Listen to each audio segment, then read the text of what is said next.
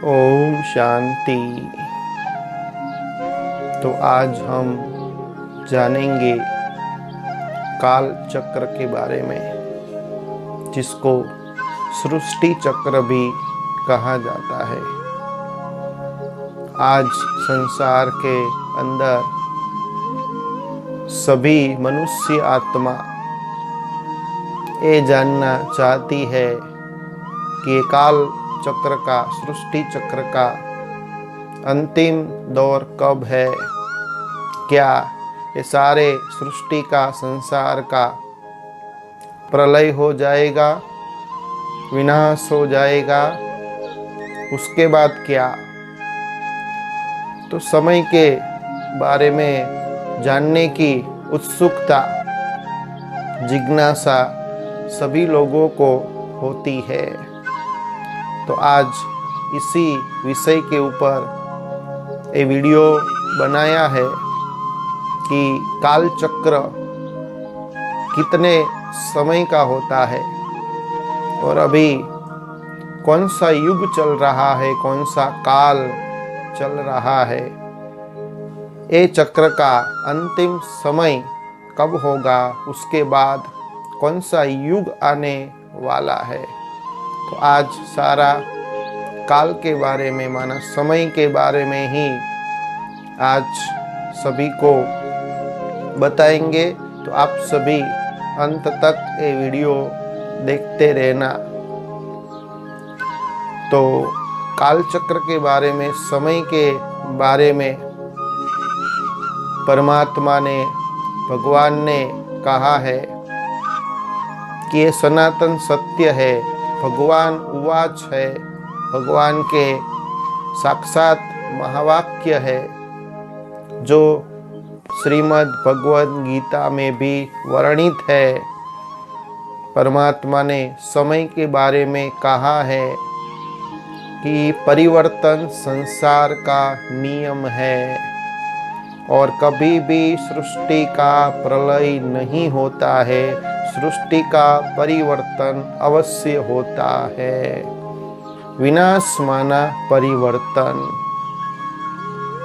तो आज संसार के अंदर, दुनिया के अंदर समय के लिए बहुत ही महत्व दिया जाता है। आज के युग के अंदर सभी मनुष्य आत्मा समय को जान चुकी है।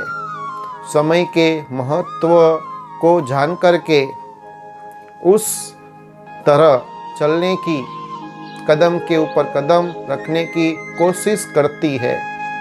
इसीलिए टाइम मैनेजमेंट कोर्स भी रखा जाता है। तो समय की महत्ता बहुत है और समय के ऊपर कई कहावतें भी लिखी गई है कि समय बहुत ही बलवान है। समय के जोर के आगे किसी का भी चलता नहीं है, सब परवश हो जाते हैं। आज के युग का समय का मांग ये है, समय की पुकार ये है कि इसको आप रेस्पोंड दो। अगर समय को आप रेस्पोंड नहीं देंगे, उसको नकारेंगे, तो समय अवश्य आपको नष्ट करेगा। इसलिए समझदारी इसमें है कि समय को पहचाने, समय को जाने, समय के महत्व को जानकर उसके कदम पर कदम मिलाए और अपने आप की रक्षा करे। क्योंकि समय जीवन में कब ऐसा आता है और सारा ही जीवन हमारा परिवर्तन कर देता है।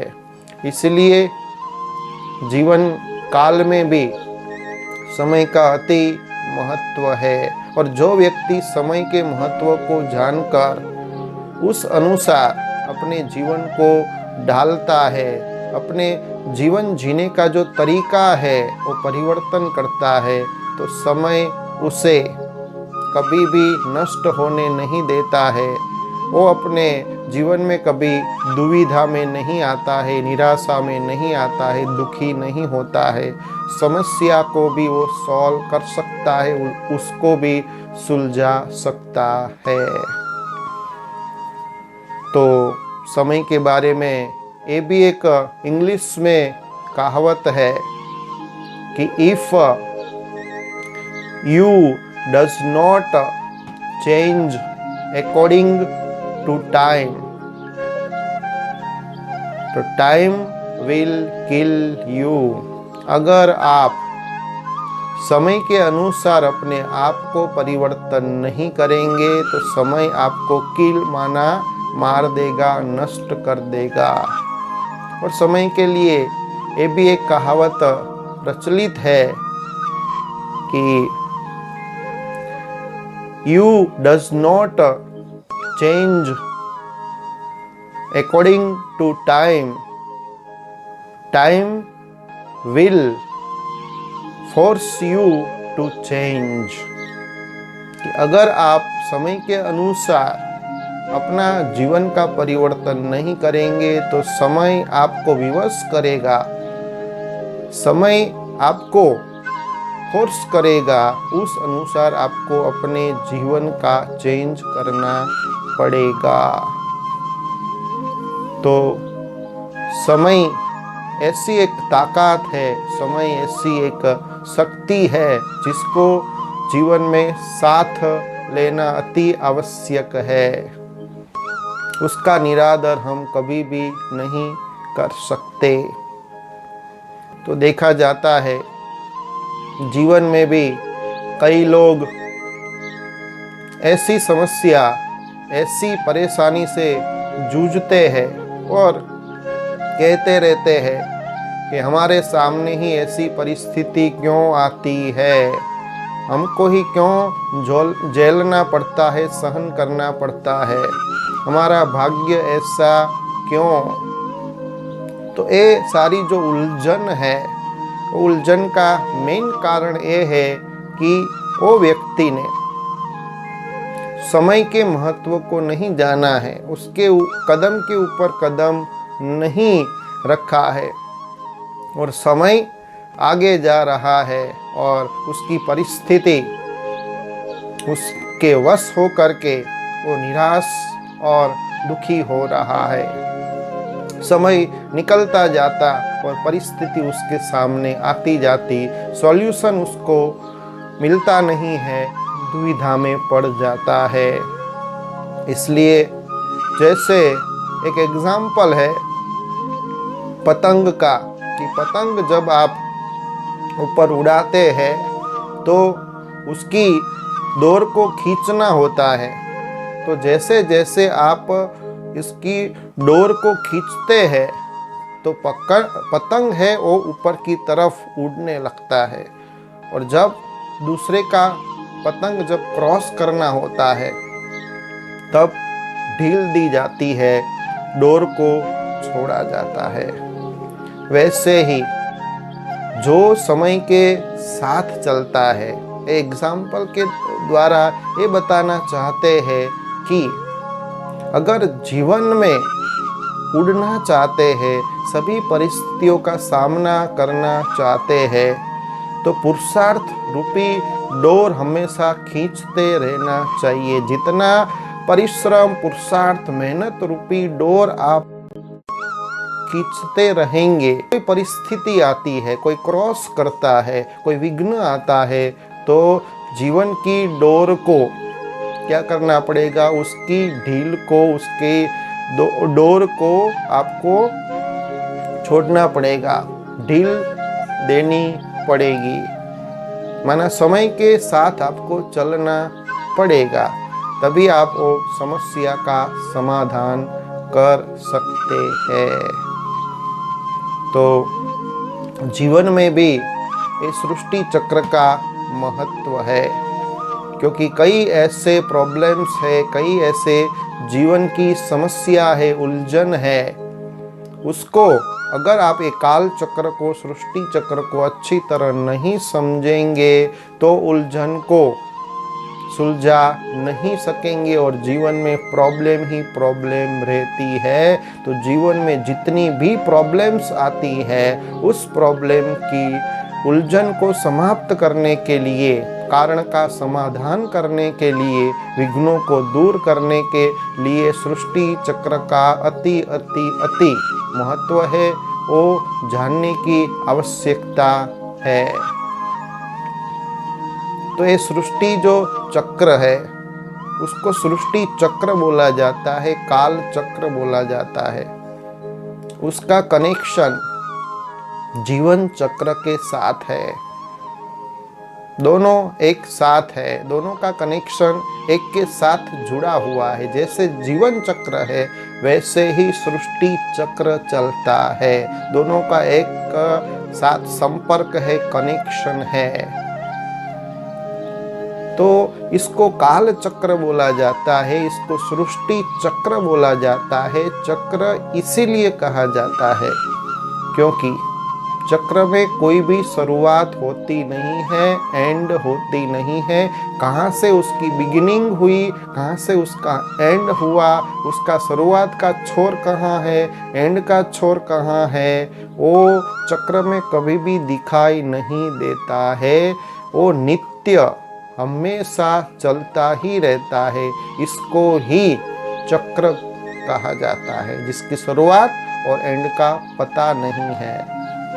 तो वैसे ही इस सृष्टि चक्र की शुरुआत कब हुई और कब इसका एंड हुआ, इसके बारे में भी कोई बता नहीं सकते, क्योंकि ये इटर्नल है, अनादि है, बना बनाया खेल है, सृष्टि चक्र है, काल चक्र है, किसी ने भी बनाया नहीं है। इसका एंड भी नहीं होता और इसकी शुरुआत भी होती नहीं है। तो जैसे कुदरत के भी कई प्रकार के चक्र होते हैं, जैसे कि रात दिन का चक्र। तो जरूर आप सभी अच्छी तरह समझते हैं कि रात के बाद दिन आती है और दिन के बाद रात आती है। तो ये दिन की शुरुआत कब हुई, ऐसा नहीं कह सकते कि सुबह के 6 बजे से हुई या 12 बजे के बाद इसकी शुरुआत हुई। ये तो मनुष्य आत्माओं ने अपनी जीवन को सुव्यवस्थित करने के लिए पहले पहले उन्होंने ये टाइम सुनिश्चित किया है कि 12 बजे के बाद सुबह माना दिन की शुरुआत होती है। अगर उसको वो माने नहीं, नकारे, तो वो अपने जीवन को सुव्यवस्थित नहीं कर सकता। तो ये सभी मनुष्य आत्मा ने, व्यक्तियों ने स्वीकार कर लिया है कि रात के बाद दिन और दिन के बाद रात आती है। और दूसरा जो चक्र है वो है जन्म मरण का चक्र। जैसे जन्म और पुनर्जन्म का चक्र होता है, जन्म के बाद मृत्यु और मृत्यु के बाद फिर से पुनर्जन्म का जो चक्र है, जो नित्य चलता रहता है। और फिर जो है वो है ऋतुओं का चक्र, तो वो भी नित्य चलता रहता है। और फिर है जल चक्र। तो जैसे बहुत ही गर्मी होती है, तो बहुत गर्मी होने के बाद समुद्र के पानी को सुखाने के बाद उसकी बादल बनता है वही पानी का। और गर्मी के कारण बादल जब बनता है, तो बादल में जब पानी ज़्यादा भर जाता है तो उसकी बारिश होती है और वो वर्षा से फिर से वो पानी समुद्र में चला जाता है। तो ये जो जल चक्र है वो भी साइकिल के अनुसार चलता रहता है। तो वैसे सृष्टि का भी चक्र है, काल का भी चक्र है, वो भी हरदम नित्य चलता रहता है। तो अभी हम देखेंगे कि जैसे चक्र के अंदर भी, कुदरत के चक्र के अंदर भी अवस्था होती है। जैसे दिन रात का जो चक्र है, उसमें 4 अवस्था से पसार दिन रात होता है। तो कौन सी 4 अवस्था होती है? तो पहले जब दिन की शुरुआत होती है तो हम उसको सुबह कहते हैं, फिर दोपहर कहते हैं, फिर शाम कहते हैं, फिर रात्रि बोलते हैं। तो दिन रात में भी 4 अवस्था होती है। ऐसे जन्म और पुनर्जन्म में भी 4 अवस्था होती है। पहले जब जन्म होता है तो बचपन होता है, फिर युवा अवस्था होती है, फिर गृहस्थी बनते हैं, फिर वृद्धावस्था होती है। तो उसमें भी 4 अवस्था होती है। ऐसे ऋतुओं में भी 4 अवस्था होती है। ऐसे काल चक्र के अंदर भी, सृष्टि चक्र के अंदर भी 4 अवस्था होती है, 4 युग होते हैं, सतयुग, त्रेता युग, द्वापर युग और कलयुग। फिर नित्य ये चक्र चलता रहता है, रिपीट होता रहता है, क्योंकि ये भी एक चक्र है, उसकी शुरुआत एंड नहीं होती। सतयुग, त्रेता, द्वापर, कलयुग, कलयुग जब पूरा होता है फिर से सतयुग आता है। तो कलयुग के बाद अभी हम जानेंगे कौन सा युग आएगा। तो जरूर कलयुग के बाद सतयुग आएगा। तो जैसे हमने कहा कि ये जो चक्र है, रात दिन का चक्र, दिन के बाद रात और रात के बाद दिन आती है, ऐसे कलयुग के बाद सतयुग आता है। तो अगर हम इस बात को स्वीकार न करें और जैसे दिन रात में भी हम कहें कि हमको ये रात्रि नहीं चाहिए, ये रात्रि जल्दी पूरी हो जाए और जल्दी दिन निकले, सूर्योदय हो, ऐसा हमारे कहने से हो नहीं सकता है। तो कुदरत के चक्र में कोई भी रोक टोक नहीं कर सकता है। तो वैसे ही ये जो सृष्टि का चक्र है वो बना बनाया है, इसमें किसी भी मनुष्य आत्मा की रोक टोक नहीं हो सकती। तो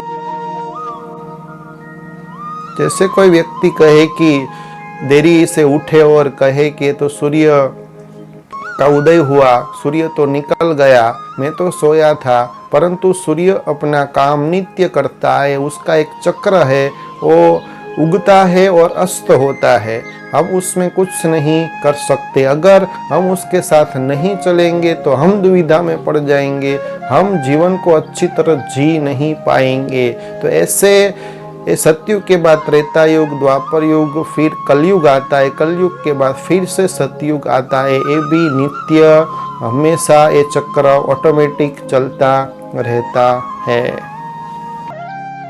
दूसरा कि चक्र के साथ उसकी अवधि भी जुड़ी हुई है। तो जैसे दिन और रात का जो चक्र होता है उसमें 24 घंटा होता है, फिर परिवर्तन हो जाता है, टोटल मिलाकर 24 घंटे ही होते हैं। तो ये हमने एक्सेप्ट कर लिया है, कभी भी डिबेट नहीं किया है, चर्चा नहीं की है और ऐसा नहीं कहा कि ये 24 घंटे ही किसने रखे हैं, दूसरी फिगर नहीं रख सकते। और 1 मिनट में 60 सेकंड होते हैं और 60 मिनट में 1 घंटा ही होता है, दूसरे फिगर क्यों नहीं लिए। तो ये हम सहज ही स्वीकार कर लेते। अगर इसको हम स्वीकार नहीं करते तो हमारा जीवन ये अवधि के साथ सुव्यवस्थित नहीं कर सकते और हम दुविधा में पड़ जाते हैं। और ऐसे ही जो वर्ष का चक्र है उसकी टोटल 365 दिन होते हैं, अवधि होती है, वो भी हमने स्वीकार कर लिया है। तो दुनिया को चलाने के लिए दुनिया में अक्सर करके सभी लोग अंग्रेजी कैलेंडर के अनुसार अपने जीवन की व्यवस्था, अपने कार्य व्यवहार चलाते हैं। और जो त्यौहार होते हैं भारत देश में वो हिंदू कैलेंडर के अनुसार त्यौहार आते हैं और वो मनाते हैं। तो हिंदू कैलेंडर के अनुसार टोटली 360 दिन होते हैं और अंग्रेजी कैलेंडर के अनुसार 365 दिन होते हैं। तो 5 दिन का गैप है, ये भी हमने सहज स्वीकार कर लिया है, उसमें भी हमने कभी भी डिबेट चर्चा नहीं की है। अगर हम इसको स्वीकार नहीं करेंगे तो हम अपने जीवन को उस समय के अनुसार, अवधि के अनुसार ढाल नहीं सकेंगे। तो अभी ऐसे ही बहुत अच्छी बात जानने की है, एक रहस्य है कि ये काल चक्र की भी निश्चित अवधि है, ये सृष्टि चक्र की भी निश्चित अवधि है और वह है 5000 वर्ष, केवल 5000 वर्ष। जो शास्त्रों के अंदर अलग अलग जो मान्यता है, जो धर्मगुरु है, धर्म स्थापक है, अलग अलग वेद उपनिषद में जो उसका काल बताया गया है, अवधि बताई गई है, परंतु परमात्मा भगवान ने श्रीमद् भगवद गीता के अनुसार भी उल्लेख किया है और परमात्मा के ये महावाक्य है, भगवान उवाच है कि ये सारा जो सृष्टि चक्र है, काल चक्र है, उसकी अवधि 5000 वर्ष है। तो ये भी एक, इसमें भी कोई डिबेट करने की जरूरत नहीं है, इसमें भी कोई चर्चा करने की जरूरत नहीं है। ये भगवान उवाच है, भगवान ने ये हमको निश्चित अवधि बताई है कि ये जो सारा ही चक्र है, सारा ही कल्प है, 5000 युग, 5000 वर्ष का बना हुआ है और 4 युग का है। तो ये हमको सहज स्वीकार करना है। जैसे 365 दिन हमने स्वीकार कर लिया और जो 24 घंटे है वो भी हमने अपने जीवन को सुव्यवस्थित करने के लिए सहज स्वीकार कर लिया है। तो ये तो स्वयं भगवान ने अवधि बताई है। तो इसमें भी मनुष्य आज बहुत ही डिबेट करते हैं, चर्चा करते हैं कि इतनी अवधि क्यों। क्योंकि अगर आप ये परमात्मा की श्रीमत के अनुसार, महावाक्य के अनुसार आप उसको फॉलो नहीं करेंगे तो अपने जीवन में आप जो भी परिस्थिति आती है, जो भी सरकमस्टांस आते, विघ्न आते हैं, उसको झेल नहीं सकेंगे, अपने जीवन को सुव्यवस्थित नहीं कर सकेंगे। तो कई ऐसी उलझन होती है जो परमात्मा ने महावाक्य उच्चारण किए है कि ये काल चक्र केवल 5000 वर्ष का ही है, उसको आप मानकर चलेंगे तो ही कई ऐसी समस्या है जिसको आप सॉल्व कर सकेंगे। तो इसमें कोई डिबेट करने की या न मानने की कोई बात ही नहीं है, सहज स्वीकार करना होता है। और वैसे भी हिंदू धर्म के अंदर भी हम देखें तो कई हमारे भारत देश के अंदर, विदेश के अंदर बहुत सारे धर्म हैं। उस धर्म के अंदर भी केवल ये सृष्टि चक्र की अवधि 5000 वर्ष ही है, उसका अलग अलग रूप से वर्णन किया है, उल्लेख किया है। तो जैसे हम भारत देश के अंदर हिंदू धर्म में केवल अवधि 5000 वर्ष ही है, तो ये साबित किया है। और श्रीमद् भगवद गीता के अंदर भी साक्षात भगवान उवाच लिखा है, भगवान ने कहा है, परमात्मा ने कहा है कि आज से 5000 वर्ष पहले महाभारत युद्ध हुआ था। इसलिए यदा यदा ही धर्मस्य ग्लानि भवति भारत, वो श्लोक लिखा हुआ है श्रीमद् भगवद गीता के अंदर। तो वो जो महाभारत 5000 वर्ष पहले हुआ था, तो आज हम इस समय बीतने के बाद, काल चक्र पूर्ण होने के बाद, आज हम देखते हैं कि घर घर में कलह कलेश है, घर घर में महाभारत है, लड़ाई झगड़ा हो रहा है। तो एक काल चक्र अभी पूर्ण हो चुका है और कल्प पहले मुआफिक 5000 साल पूरे हो गए और फिर से महाभारत गीता में जो वर्णित है वो आ गया है। तो हिंदू धर्म के अनुसार भी 5000 वर्ष ही है इस सृष्टि चक्र की अवधि।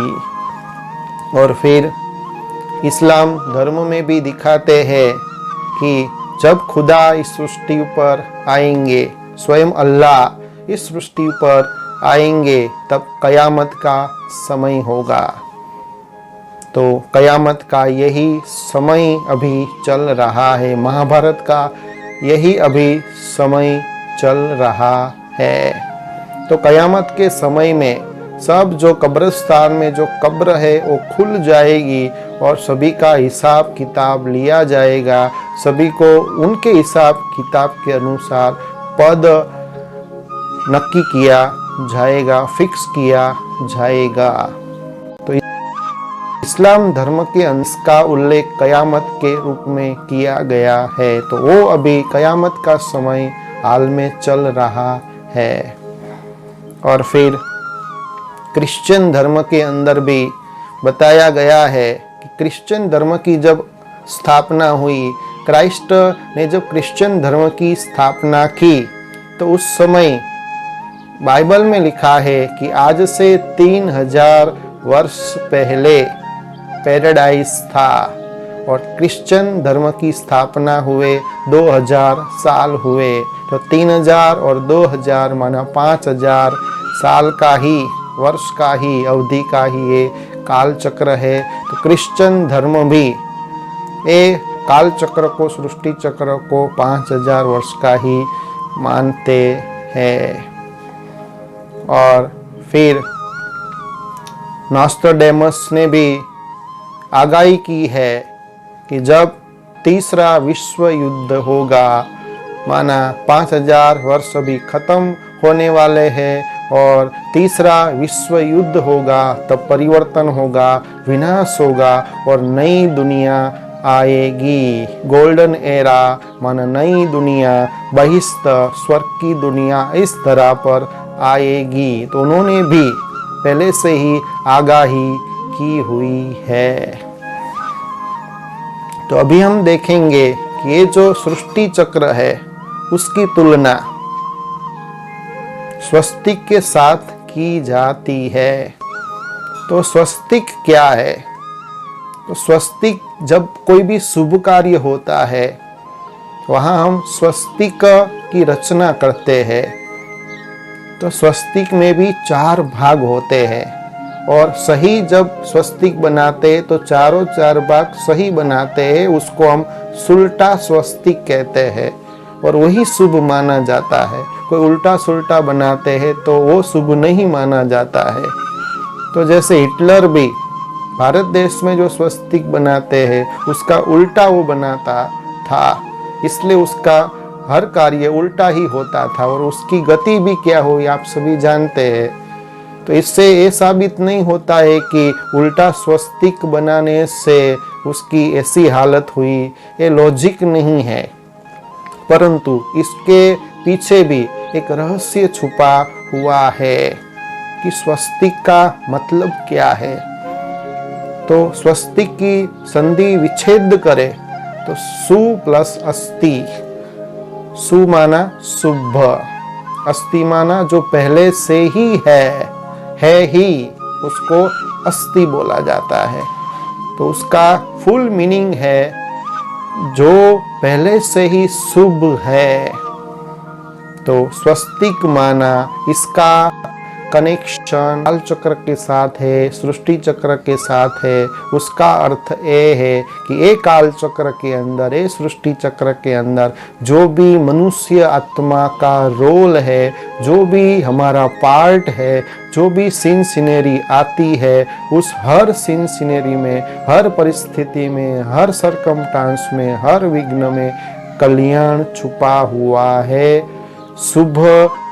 शुभ दृश्य ही छुपे हुए है। लेकिन आज मनुष्य इस सृष्टि चक्र को समझ पाता नहीं है, इसलिए वो दुखी होता है, फ्रस्ट्रेशन में आता है, निराश होता है, चिंतित होता है। तो जैसे महाभारत में भी दिखाते हैं कि अर्जुन को कहा गया कि हर सीन में कल्याण है, कि जो हो रहा है वो भी अच्छा हो रहा है, जो हो गया वो भी अच्छा हुआ और जो भविष्य में होने वाला है वो और अच्छा होने वाला है, क्योंकि एक काल चक्र की हर सीन में कल्याण है, शुभ भरा हुआ है। ये परमात्मा के महावाक्य है कि इसीलिए अर्जुन को भी कहा कि तुम निश्चिंत रहो, कोई भी फिक्र न करो, चिंतित न रहो, तुम बस युद्ध करो, इस युद्ध में ही कल्याण छुपा हुआ है, शुभ संकेत, शुभ निशानी छुपी हुई है। तो ये जो काल चक्र है, सृष्टि चक्र है, हमेशा हम याद रखें कि हर सीन में कल्याण है और हमारा जो रोल है वो बहुत ही अच्छा रोल है और हमको अच्छी तरह से उसको प्ले करना है। आज कोई भी सीन ऐसी आती है, हम जब ऊपर से देखते हैं तो उसमें हमको दुख ही दुख लगता है, परेशानी लगती है और परिस्थिति ऐसी आती है कि हम निराश हो जाते, दिल शिकस्त हो जाते हैं और हम अपने पार्ट को नकारते कि मेरा भाग्य ऐसा क्यों, हमको ही ऐसा पार्ट क्यों मिला। तो जैसे थोड़े मित्र थे, वो मित्र के बीच में चर्चा हुई कि मुझे सूर्य बनना है। एक व्यक्ति ने, एक मित्र ने कहा, चर्चा में वो बात कर रहे थे, तो एक मित्र ने कहा कि मुझे सूर्य बनना है।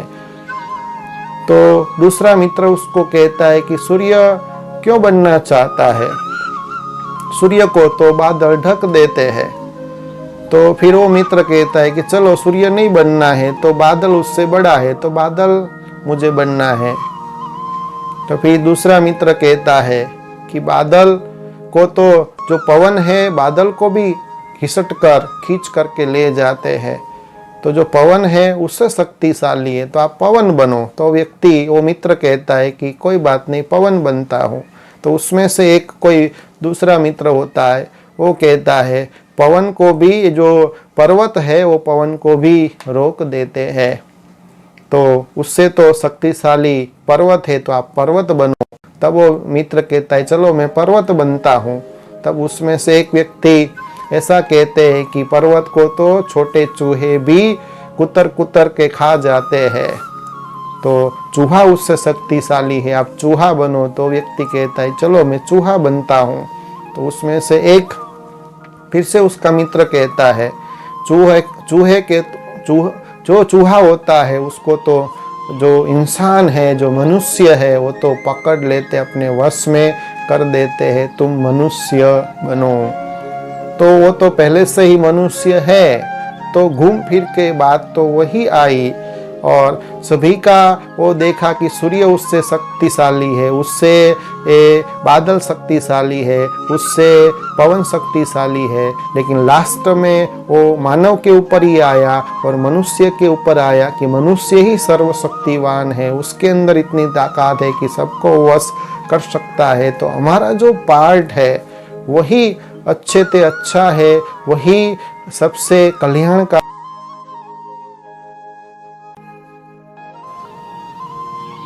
जैसे सृष्टि चक्र की तुलना स्वस्तिक के साथ की गई और स्वस्तिक में भी 4 भाग जो दिखाते हैं वो इक्वल होते हैं, समान होते हैं।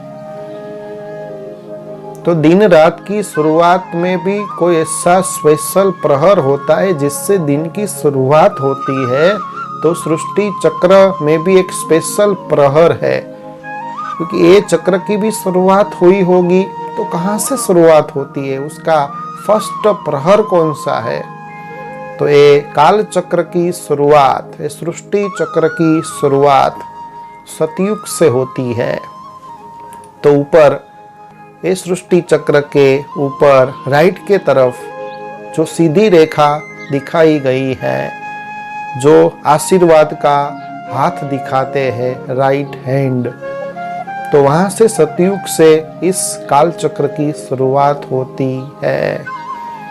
तो उसके पहले सभी मनुष्य आत्मा ने पुरुषार्थ किया भगवान की मत के अनुसार और अविनाशी ज्ञान को प्राप्त करने के बाद, ज्ञान रूपी श्रृंगार करने के बाद अपने जीवन को मनुष्य में से देवता जैसा बनाया और परमात्मा का आशीर्वाद लेने के बाद ये सतयुग में वो आत्माएं आती है। इसलिए कभी भी वो आत्मा का अशुभ हो नहीं सकता, क्योंकि वो परमात्मा के पास से आशीर्वाद लेकर के आए हैं, इसलिए राइट हैंड सीधा दिखाते हैं, आशीर्वाद के रूप में दिखाते हैं। और ये सतयुग के अंदर भगवान और भगवती का राज्य होता है। तो उसके पहले परमात्मा भगवान ने ऐसा ये देवात्मा को तैयार किया, ऐसा उनका ज्ञान और योग से श्रृंगार किया, गुणों से उनका श्रृंगार किया कि भगवान ने अपने जैसे ही मनुष्य आत्मा को बना दिया और उनको फिर बाद में कहा गया भगवान और भगवती। तो सतयुग के अंदर भगवान और भगवती का राज्य होता है। और सतयुग में जो भी देवात्माएं हैं सभी सूर्यवंशी होते हैं। सूर्यवंशी का मतलब ये होता है कि जैसे सूर्य की एक ही अवस्था होती है, सूर्य में उसकी कला कम नहीं होती है, बढ़ती नहीं है, तो वैसे ही सतयुग में जो भी देवी देवता होते हैं वो सूर्यवंशी होते हैं। माना 16 कला संपूर्ण होते हैं, संपूर्ण निर्विकारी होते हैं, मर्यादा पुरुषोत्तम होते हैं और डबल अहिंसक होते हैं। तो ये 16 कला संपूर्ण मैंने जो आपको कहा, तो ये 16 कला संपूर्ण, तो कौन सी 16 कला? कौन सी 16 कला से सभी देवताएं सतयुग के अंदर संपूर्ण होते हैं? तो ऐसे कोई 1 2 3 कला नहीं होती, परंतु 16 कला माना जैसे कोई भी बात हमारे पास ऐसी है जो एकदम राइट है, 100% राइट है, तो हम कहते हैं 16 आना सत्य है। तो 16 एक ऐसा संपूर्ण फिगर है। जैसे चंद्र भी पूर्णिमा के दिन फूल खिल जाता है, एकदम प्रकाशमय रोशनी में होता है, तो उसको 16 कला संपूर्ण कहा जाता है। तो ऐसे ही जो भी मनुष्य आत्मा पुरुषार्थ करने के बाद, परमात्मा का आशीर्वाद लेने के बाद सतयुग में जब प्रवेश करती है, तो सभी देवात्माएं 16 कला संपूर्ण होते हैं और सभी सूर्यवंशी होते हैं। और सतयुग के अंदर एक ही सत्य धर्म होता है, इसलिए वहां एक धर्म, एक राज्य, एक भाषा, एक ही सत्ता होती है और भारत खंड एक ही होता है। और सतयुग के अंदर श्री लक्ष्मी और श्री नारायण का राज्य होता है। जो पूर्व जो राधा और श्री कृष्ण है, और जब राजगद्दी पर बैठते हैं, उनकी 35 वर्ष की उम्र हो जाती है, तब उनका नाम चेंज हो जाता है। तो राधा और श्री कृष्ण वही श्री लक्ष्मी और श्री नारायण बनते हैं। तो सतयुग के अंदर सारी ही दुनिया की जो कारोबार होती है, विश्व के जो नाथ होते हैं, विश्व के जो मालिक होते हैं सतयुग में, वो श्री लक्ष्मी और श्री नारायण होते हैं। इसलिए उनको सूर्यवंशी कहा जाता है। और सतयुग 1250 वर्ष तक चलता है, जहाँ घी दूध की नदियाँ बहती है, जहाँ कोई अप्राप्ति नहीं है, जिसको प्राप्त करने के लिए, इच्छा को पूर्ण करने के लिए मेहनत की जाए, जहाँ सोना और जो भी जवेरात होते हैं, हीरे होते हैं, वो पत्थर की मुआफिक होते हैं। सब मनोकामना वहाँ पूर्ण हो जाती है, धन धान्य से परिपूर्ण होते हैं। तो ऐसी दुनिया 1250 वर्ष तक चलती है, जिसको सतयुग कहा जाता है। तो ये स्वस्तिक के अंदर, ये कालचक्र के अंदर ऊपर जो रेखा है वो आशीर्वाद का हाथ दिखाते हैं। माना 1250 वर्ष तक सभी जो देवी देवता है उसमें भगवान का आशीर्वाद होता है। तो 1250 वर्ष तक इसका कभी भी अशुभ नहीं होता है। वहाँ हमेशा सुख ही सुख है, कभी भी अशांति नहीं, कोई लड़ाई झगड़ा नहीं, दुख का नाम निशान है। तो फिर बाद में दूसरी जो रेखा है राइट के तरफ, वो रेखा नीचे दिखाई है, और जो राइट हैंड है वो नीचे आ जाता है, नीचे की तरफ दिखाया है, और वो युग है त्रेता युग। त्रेता का मतलब होता है त्रुटि। तो यहाँ त्रेता युग माना थोड़ी अवस्था कम हो जाती है, कलाएं कम हो जाती है। तो जैसे सतयुग के अंदर 16 कला संपूर्ण, ऐसे त्रेता में जब वही देवी देवता पुनर्जन्म लेते लेते आते हैं तो 2 कला कम हो जाती है और 14 कला वाले बन जाते हैं। तो जैसे कोई भी चीज हमेशा नई नहीं रहती है, परफेक्शन है, उसकी जो कला है वो कम होती ही है, क्योंकि चेंज हमेशा कंटिन्यू होता है, परिवर्तन हमेशा कंटिन्यू होता है। तो त्रेता युग के अंदर ये 2 कला कम हो जाती है और 14 कला माना चंद्रवंशी का राज्य आता है। और सीता जी और श्री राम, तो राम और सीता का त्रेता युग में राज्य आता है, इसीलिए राम को चंद्रवंशी दिखाते हैं और श्री कृष्ण और राधा को सूर्यवंशी कहा जाता है। तो यहाँ 14 कला होती है। तो 14 कला क्यों हुई, इसका कारण क्या है? तो इसका कारण यह है कि जैसे मैंने बताया कि कोई भी चीज नई से पुरानी बनती है, परफेक्शन हमेशा कम हो जाते हैं। जैसे पूर्णिमा होती है तो पूर्णिमा के 2 दिन के बाद जो चंद्र होता है उसकी रोशनी थोड़ी कम हो जाती है, परफेक्शन थोड़ा कम हो जाता है, लेकिन दूर से तो इतनी ही रोशनी दिखती है, दूर से पता नहीं पड़ता है, लेकिन अमावस्या जब हो जाता है तब पता पड़ता है। तो जैसे 2 डिग्री चंद्रमा की कम होती है फिर भी पता नहीं पड़ता, तो ऐसे त्रेता युग के अंदर 2 कला कम हो जाती है, माना उसकी जो परफेक्शन है वो थोड़ी कम हो जाती है, परंतु वहां भी दुख अशांति नहीं होता। 1250 वर्ष तक चलता है, ऐसे त्रेता युग भी 1250 वर्ष तक चलता है।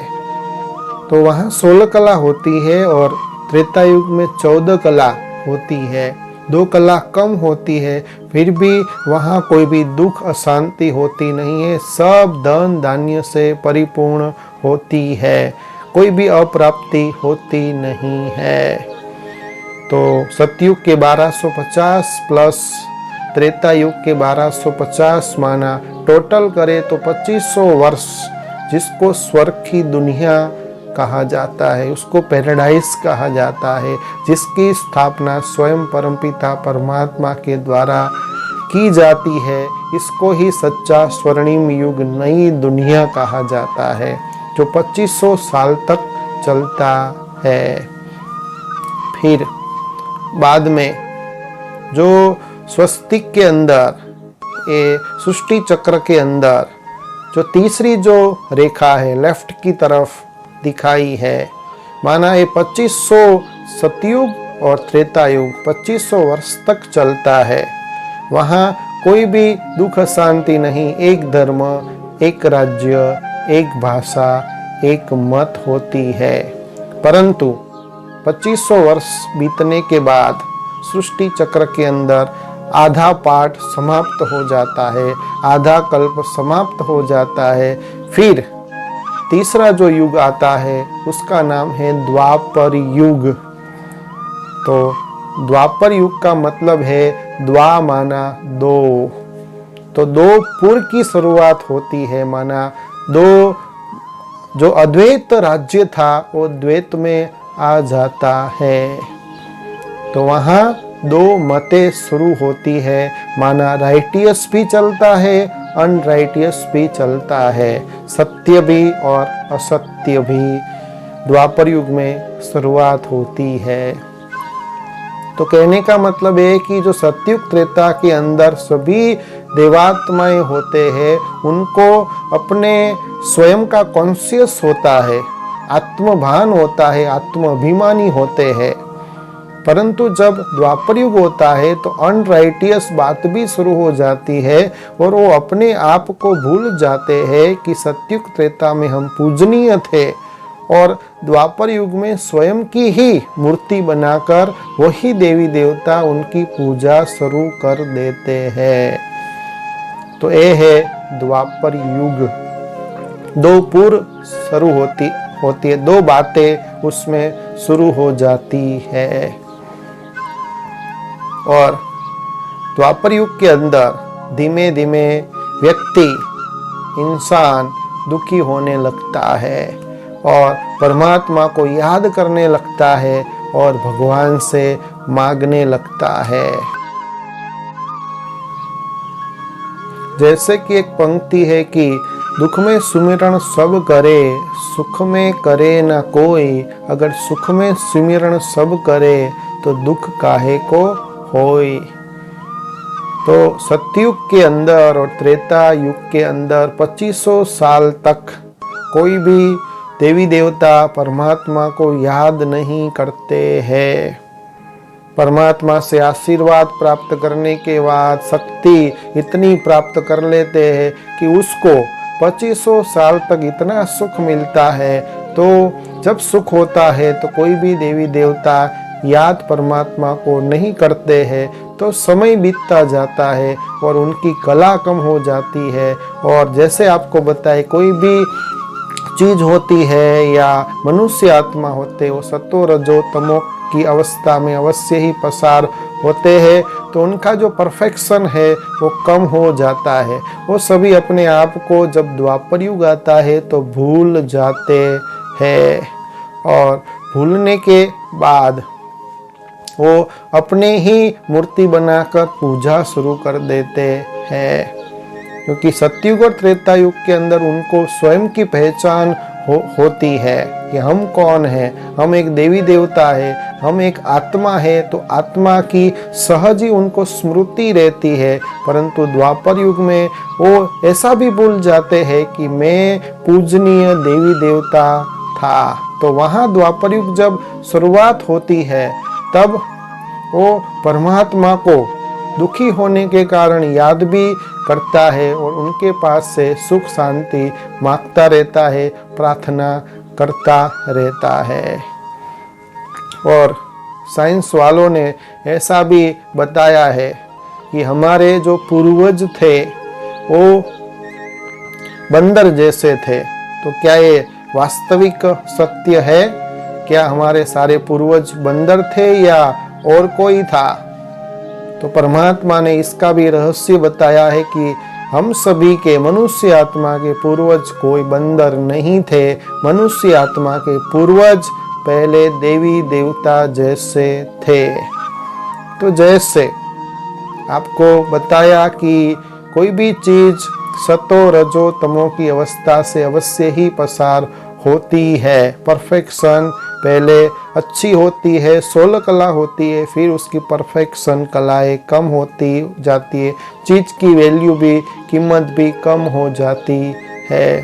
तो जैसे कपड़ा होता है तो पहले नया होता है, वो भी धीरे धीरे कम हो जाता है। तो वैसे ही हमारे जो पूर्वज थे वो बंदर नहीं थे, परंतु देवी देवता थे। और देवी देवता उतरते उतरते फिर वही मनुष्य आत्मा जैसे साधारण बन जाते हैं। तो बंदर के लिए भी एक प्रसंग है कि जब बंदरों के बीच में जब चर्चा हुई और ऐसा कहा गया कि मनुष्य कहते हैं कि हमारे पूर्वज बंदर थे, तो बंदर भी जब चर्चा करते हैं तो ऐसा वो स्वीकारना तैयार नहीं है कि हमारे जो पूर्वज थे वो मनुष्य हो। क्योंकि आज इंसान की जो हालत है बंदर से भी बदतर हो गई है।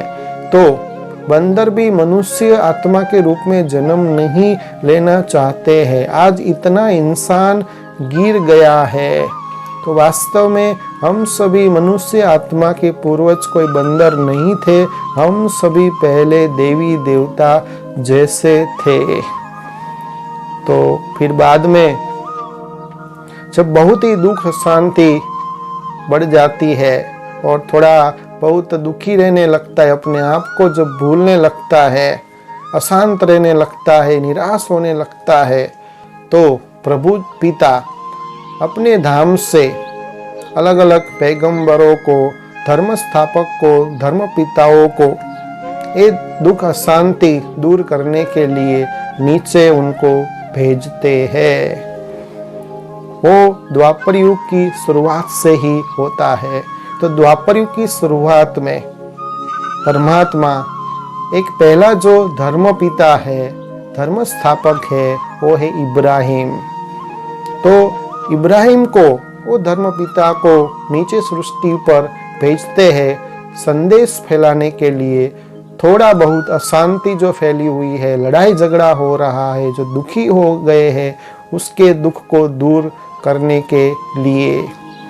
तो जब इस सृष्टि के ऊपर इब्राहिम की आत्मा आती है और धर्म की स्थापना करती है, तब के जो लोग थे, तब का जो समय था, उसको अच्छी तरह से वो निरीक्षण करते हैं, देखते हैं, और उनको लगता है कि बहुत ही लड़ाई झगड़ा हो रहा है सृष्टि के ऊपर। तो ये सभी को पहले तो सिद्धांत बताने चाहिए। तो ऐसे सिद्धांत बताने के लिए एक पुस्तक लिखनी पड़ेगी। वो पुस्तक के अंदर ऐसे ऐसे सिद्धांत लिखे जिसको पढ़ने के बाद मनुष्य अपने आप को संभाल सके और दुख में से छूट सके, शांति को प्राप्त कर सके। तो इब्राहिम ने एक धर्म पुस्तक की रचना की और उसमें सुख को प्राप्त करने के लिए और लड़ाई झगड़ा समाप्त करने के कई ऐसे तरकीब बताई, सिद्धांत लिखे। परंतु उस समय के जो भी इंसान थे, मनुष्य थे, उसको वो समझ में नहीं आया। केवल बातें वो पुस्तक में ही रही। इब्राहिम के बाद समय बीतता गया और महात्मा बुद्ध आए। उन्होंने ऐसा संदेश नहीं फैलाया कि मैं भगवान हूँ, परंतु भगवान का संदेश उपदेश लेकर के मैं आया हूँ। पूर्व की तरफ उन्होंने पहले तो सभी लोगों के कर्म देखे, वातावरण देखा और समय अनुसार उन्होंने ज्ञान का प्रचार प्रसार किया। पूर्व की तरफ उन्होंने 3 चीजें देखी। कर्म ही धर्म है, क्योंकि इस तरफ उन्होंने सभी के कर्म भ्रष्ट देखे, भ्रष्टाचार ज्यादा देखा। तो उसको कम करने के लिए कर्म ही पूजा है, वर्क इज वर्शिप। तो एक ज्ञान का फैलावा किया। फिर उस क्षेत्र के अंदर दया नाम की चीज नहीं थी, तो लोगों के अंदर दया का भाव पैदा हो, तो उन्होंने दया को ही धर्म का रूप दे करके वो ज्ञान का प्रचार प्रसार किया। फिर अमुक एरिया में हिंसा बहुत हो रही थी, तो हिंसा को दूर करने के लिए अहिंसा परमो धर्म ज्ञान का फैलावा किया। तो अक्सर करके देखा जाता है कि जो महान पुरुष आकर के उपदेश देते हैं, तो वो उपदेश को लोग समझ नहीं पाते हैं, ग्रहण नहीं करते, धारण नहीं करते हैं। तो महात्मा बुद्ध भी जिस एरिया में, जिस देश के अंदर उन्होंने भ्रष्टाचार के बारे में, भ्रष्ट कर्म के बारे में जो उपदेश दिया, वहाँ के लोग उसको समझ न पाए और वहाँ ही आज अमुक देशों के अंदर भ्रष्टाचार चरम सीमा के ऊपर पहुंच गया है। भारत देश के अंदर भी, विशेष बिहार के अंदर भी भ्रष्टाचार ज्यादा फैल गया है। वो तो महात्मा बुद्ध की जन्मभूमि मानी जाती है। वहाँ उन्होंने ज्ञान का उपदेश देने का शुरुआत की थी, तो भी उस राज्य के अंदर भी भ्रष्टाचार आज ज्यादा फैला हुआ है, दया नाम की चीज नहीं है और हिंसा भी बहुत होती है। तो जैसे समय बीतता गया, फिर बाद में क्राइस्ट आए। तो क्राइस्ट ने भी कहा है, I am son of the God, मैं ईश्वर नहीं हूं लेकिन मैं तो भगवान की संतान हूं, उसका पैगंबर हूं। उन्होंने भी देखा कि लोग वेस्ट के तरफ, पश्चिम के तरफ बहुत झूठ बोल रहे थे, सफेद झूठ पुलिस फॉर्म में बोलते थे। तो वो झूठ को दूर करने के लिए कह दिया, ट्रुथ इज गॉड। और वही एरिया में, वही क्षेत्र में लोगों के अंदर प्यार के बदले नफरत बहुत थी, एक दूसरों को बहुत ही नफरत करते थे। तो वो लोगों के अंदर प्यार का भाव पैदा करने के लिए उन्होंने कहा, लव इज गॉड। तो क्राइस्ट ने भी बहुत अच्छा उपदेश दिया और सत्य के राह पर सबको चलने को कहा और प्यार को ही भगवान समझने को कहा। तो बहुत अच्छा उपदेश देने के कारण भी वहाँ के जो वेस्ट के तरफ के जो भी लोग थे उनको समझ नहीं पाए। और आप सभी जानते हैं कि उनको क्राइस्ट को क्रॉस के ऊपर चढ़ा दिया। और आज भी वेस्ट के तरफ जितने भी देश है उनके अंदर हिंसा भी ज्यादा है, नफरत भी ज्यादा है और असत्य बहुत बोलते हैं। इसी के कारण वेस्ट के तरफ के देश आज सारी दुनिया को विनाश करने के लिए जो बम्स है, मिसाइल्स है बनाई है और अलग अलग देशों में अपना वर्चस्व जमा करने के लिए वो नफरत का बीज रोपते हैं और सभी के अंदर नफरत फैलाते हैं। भारत देश के अंदर भी अंग्रेजों ने ऐसे ही नफरत के बीज डाले थे, जिसके कारण कितने सालों तक अंदर अंदर भारत देश के अंदर झगड़ा हुआ था। एक दूसरे नफरत की निगाह से सबको देख रहे थे। तो अलग अलग ऐसे धर्म स्थापक आने के बाद भी कोई भी जो अशांति है, दुख है, लोगों के दूर नहीं होते हैं और ही हिंसा, नफरत बढ़ता जाता।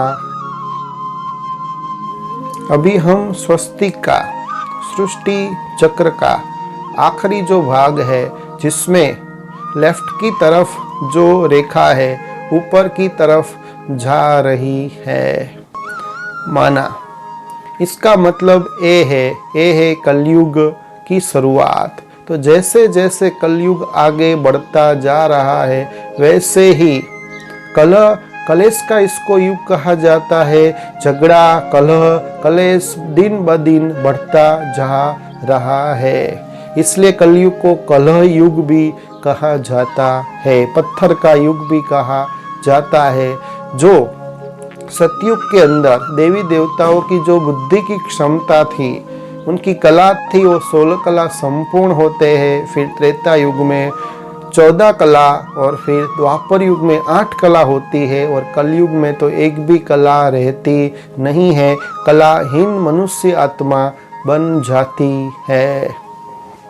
तो एक कलयुग के अंदर फिर कलयुग का जो अंतिम समय आता है, तो कलयुग के अंत और सतयुग के आदि समय को संगम युग कहा जाता है, जिसमें परमपिता परमात्मा अधर्म का विनाश और सतधर्म की स्थापना करते हैं और परमात्मा का आगमन होता है।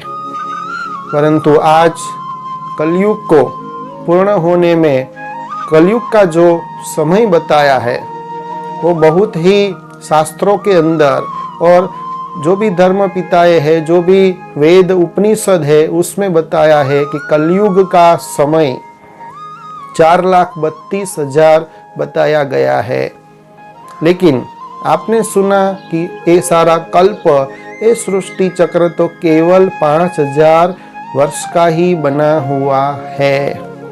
उसमें सतयुग 1250 चलता है, त्रेतायुग 1250 चलता है और द्वापर युग 1250 वर्ष तक चलता है और फिर कलयुग भी 1250 वर्ष तक ही चलता है। माना 4 युग का 1250 समय मिलाएंगे तो 5000 वर्ष ही होते हैं।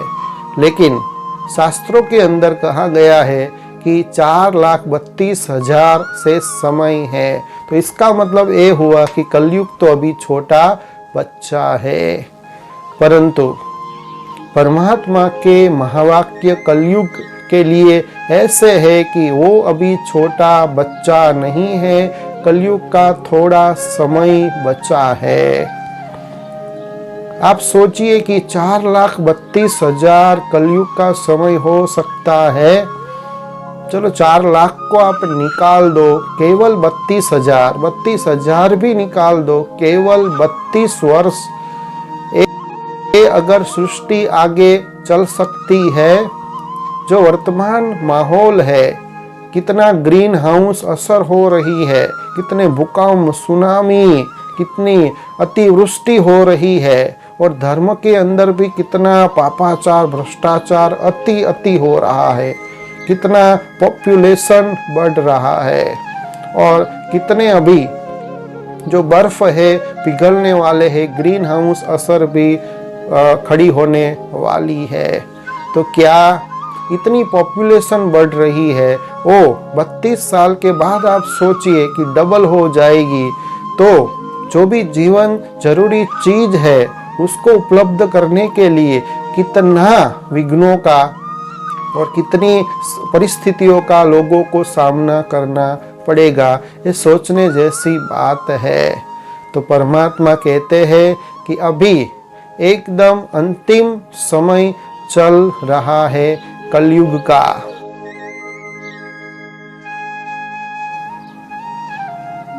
कलयुग के अंतिम समय की अमुक जो संकेत है, निशानियां है, वो भी शास्त्रों में दिखाई है। एक प्रदीप जी का गीत भी है कि देख तेरे संसार की हालत क्या हो गई भगवान, जिसमें बहुत ही अच्छी तरह कलयुग की निशानी वर्णन की गई है, बताई गई है। तो शास्त्रों के अंदर भी 4-5 ऐसी निशानियां दिखाई है कि कलयुग का अंत समय तब आएगा जब गाय विष्ठा में अपना मुंह डालेंगी। तो आज देखो, जो गाय को माता कहा जाता है वो विष्ठा के अंदर मुंह डाल रही है, गंदगी भी खा रही है। फिर दूसरी निशानी ये बताई गई है कि जब अनाज वो पूड़ियों में, पैकेट में बिकेगा। आज तो अनाज तो क्या, पानी भी पैकेट में बिक रहा है। फिर तीसरा जो संकेत है, निशानी है, वो है कन्या अपने वर की पसंदगी सामने से करेंगी, लेकिन आज तो कन्या अपने वर की पसंदगी नहीं करती, उसको लेकर के ही भाग जाती है। ऐसा घोर कलयुग आ गया है। और फिर घर घर में नर्तकियां नाचेगी। नर्तकियां माना जो भी फिल्म एक्टर्स है उसको नर्तकी बोला जाता है। तो घर घर में नाचेगी। तो आज तो घर घर में तो क्या, हाथ में सभी के मोबाइल के द्वारा आज जो भी नहीं देखना है सभी देख रहे हैं। और फिर अगली जो निशानी है वो है 4 कुएं का जो पानी है, एक कुएं में समा सकता है, परंतु एक कुएं का पानी 4 कुएं में समा नहीं सकता है। तो इसका कहने का मतलब ये है कि एक माँ बाप जो होते हैं, माना एक कुआं माना एक माँ बाप, वो अपने 4 कुएं माना 4 बच्चों को अच्छी तरह पढ़ाई लिखाई कराते हैं, धंधे में सेट करते हैं, नौकरी में सेट करते हैं और उनका सारा ही बोझ उठा लेते हैं। लेकिन जब वो बूढ़े हो जाते हैं और उनके बच्चे जवान हो जाते, तो बूढ़े माँ बाप माना एक कुएं का पानी 4 कुएं माना संभाल नहीं सकते हैं। तो 4 जो भाई होते उसमें भी अलग अलग माँ बाप को संभालने के लिए टर्न रखते हैं। और कलयुग के अंत समय में तो ऐसा वातावरण आ गया है कि माँ बाप को भी अलग करते हैं। एक जो भाई है वो बाप को संभालता है और दूसरा भाई है वो माँ को संभालता है, माना माँ बाप को भी अलग कर देते हैं। और इससे भी रहा नहीं जाता तो माँ बाप को वृद्धाश्रम में भी भेज देते हैं। तो ये है कलयुग की अमुक निशानियाँ जो शास्त्रों के अंदर भी, इसका गीता में भी संकेत है, दिखाया गया है। तो कई लोग कहते हैं कलयुग के बारे में कि कलयुग का अंतिम समय कब आएगा, उसकी कोई डेट है। तो कलयुग के अंतिम समय की कोई भी परमपिता परमात्मा ने डेट बताई नहीं है। मान लो कि परमात्मा ने उसकी डेट बताई होती तो सभी मनुष्य आत्मा उस डेट के कॉन्शियस हो जाते। मान लो कि कोई व्यक्ति को कहा जाए कि आप 7 दिन के बाद आपकी मृत्यु होने वाली है, तो 7 दिन के समय पर वो क्या करेगा? वो डेट को ही देखता रहेगा और जो भी दान पुण्य करना है, जो अच्छे कर्म करना है, वो तो थोड़ा बहुत करेगा, लेकिन सारा ही उसका ध्यान डेट के ऊपर जाएगा कि 7 दिन के बाद मेरी मौत होने वाली है, मेरा विनाश होने वाला है। तो डेट के अनुसार डेट को जब देखेगा तो वो जितना करना चाहे वो कर नहीं पाता है।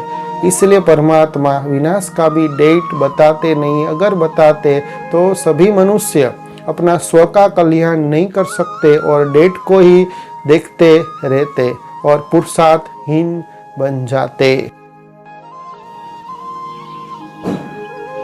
कई लोगों को प्रश्न भी होता है कि कितना समय अभी बाकी है, तो बहुत ही कम समय बाकी है।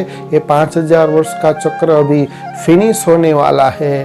तो केवल संगम युग, माना कलयुग का अंत और सतयुग का आदि, उसको संगम युग बोला जाता है। तो संगम युग 100 वर्ष का है, उसका भी काफी समय चला गया है, अभी बहुत ही कम समय बाकी है।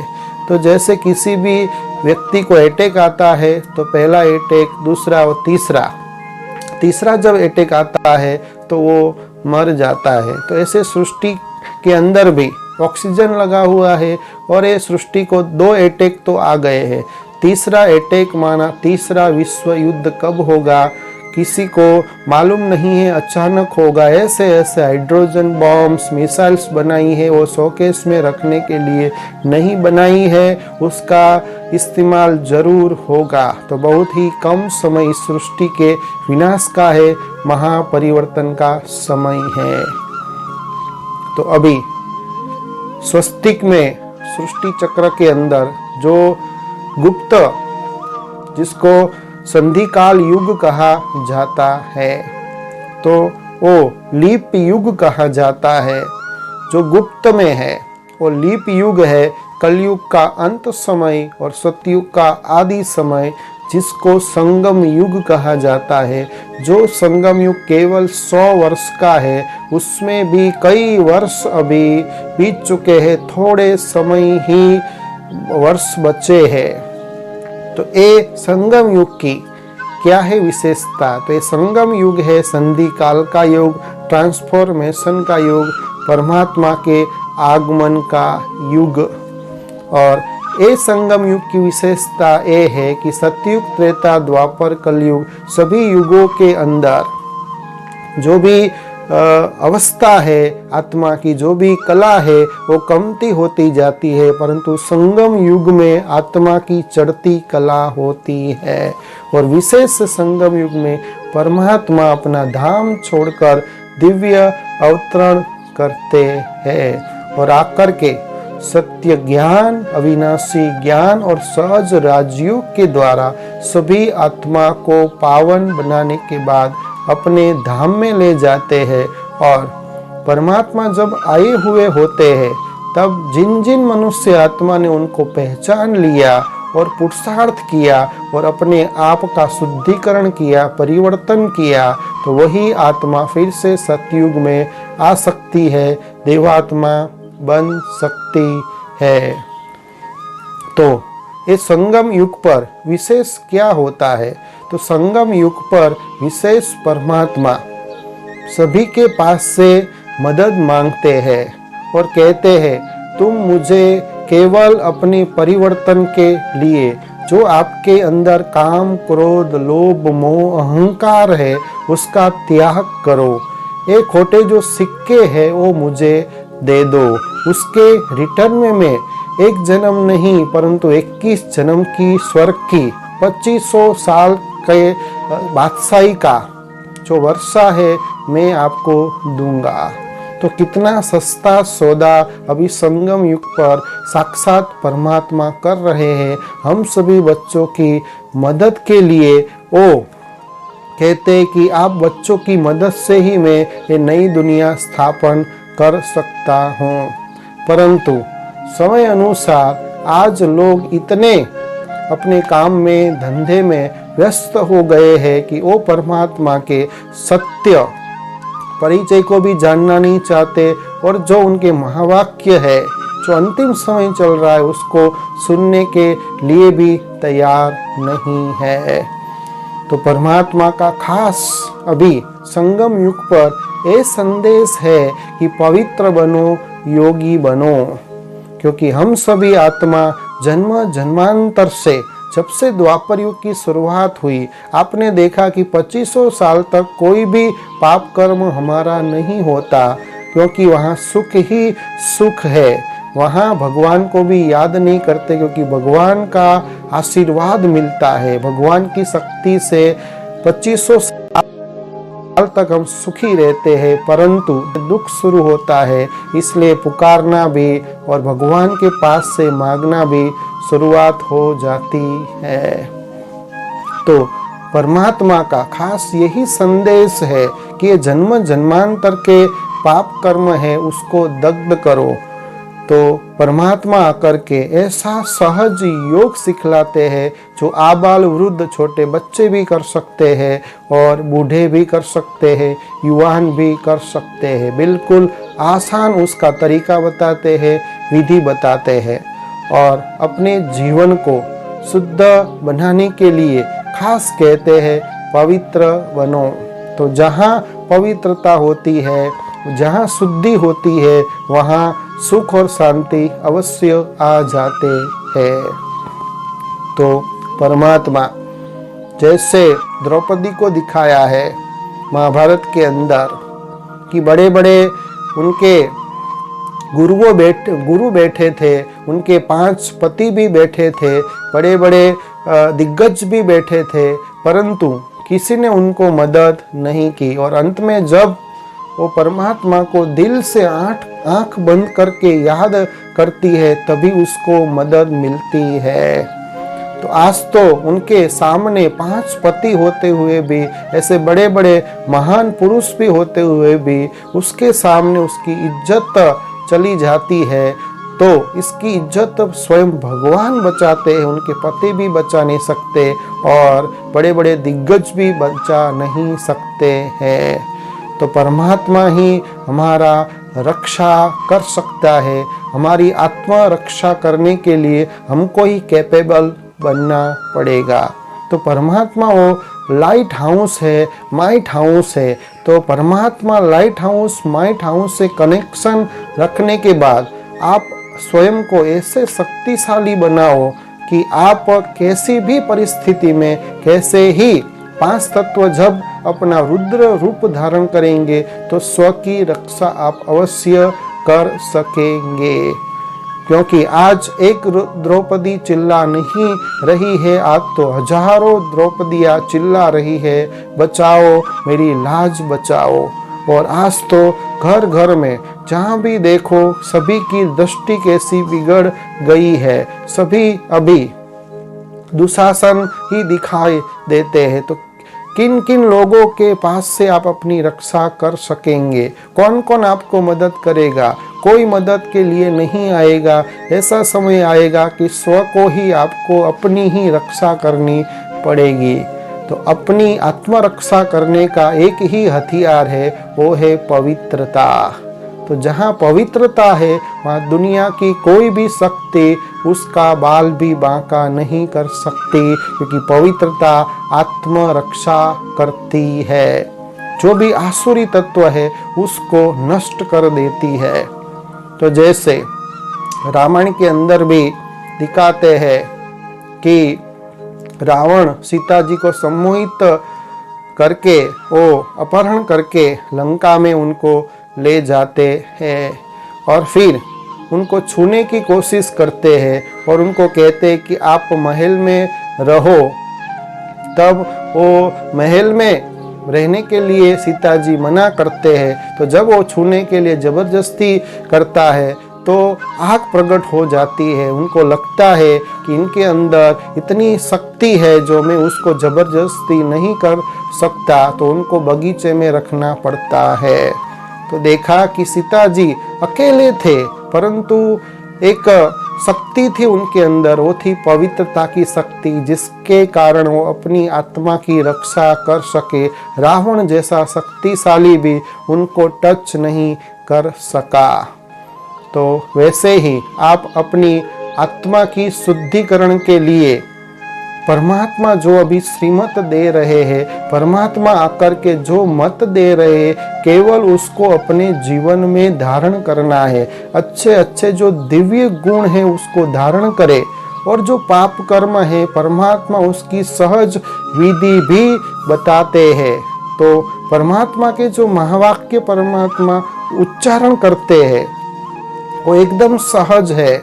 ऐसी संस्कृत भाषा में परमात्मा महावाक्य उच्चारण नहीं करते हैं और सरल भाषा में परमात्मा मुरली चलाते हैं, जिसको भगवान के महावाक्य कहा जाता है। जो बूढ़ी बूढ़ी माताएं, वृद्ध लोग भी और छोटे बच्चे भी सरल भाषा में समझ सके, ऐसी लैंग्वेज में परमात्मा सत्य ज्ञान, अविनाशी ज्ञान कम युग में प्रदान कर रहे है। तो अभी कुंभकर्ण की निंद्रा में से हम सभी जाग जाए, अभी सोने का वक्त नहीं है। कहा जाता है उठ जाग मुसाफिर भोर भई, अब रेन कहाँ जो सोवत है, जो सोवत है सो खोवत है, जो जागत है सो पावत है। तो अभी आप कलयुग का अंतिम नज़ारा देख रहे हैं, उसमें भी ये वायरस का भी आप देख रहे हैं, भूकंप भी यहाँ हुआ था और सुनामी भी हुआ था।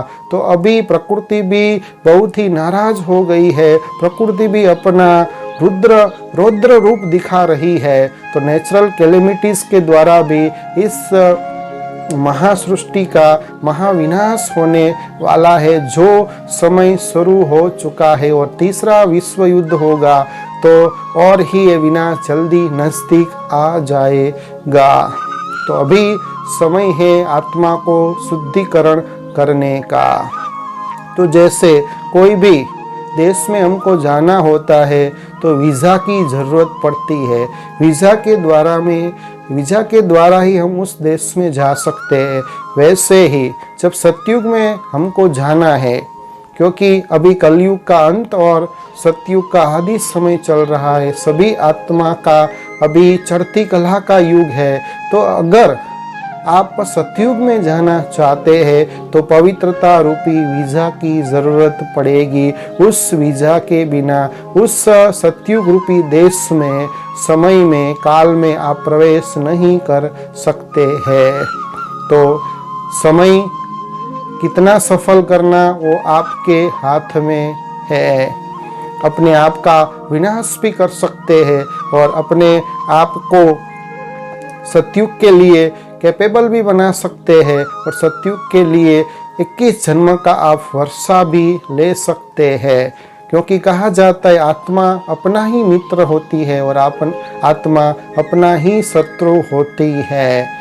तो अभी ज़्यादा सोचने का समय नहीं है, समय बहुत ही नाजुक दौर से गुजर रहा है। परमात्मा भी आ चुके हैं और परमात्मा आकर के अपना दिव्य जो कर्तव्य है वो भी उन्होंने पूर्ण कर लिया है। बस अभी समय है अपने आप का परिवर्तन करे। वो अपने आप का परिवर्तन ही ऐसे 5 तत्वों में, ऐसे समय पर, विघ्नों पर आपकी रक्षा करेगा। तो अवश्य ही आप अपनी रक्षा के लिए इस अविनाशी ज्ञान को अपने जीवन में धारण करेंगे और नित्य ही रोज मेडिटेशन, जिसको सहज राजयोग कहा जाता है, उसका अभ्यास करेंगे, जिससे आपके आत्मा के अंदर जो जन्मों जन्मांतर का पाप का बोझा है वो जब दग्ध हो जाएगा, आत्मा हल्की हो जाएगी, तो परमात्मा आपको अपने नैनों में बिठा करके अपने वापिस घर ले जाते हैं। फिर नई दुनिया सतयुग के अंदर आपको भेज देते हैं।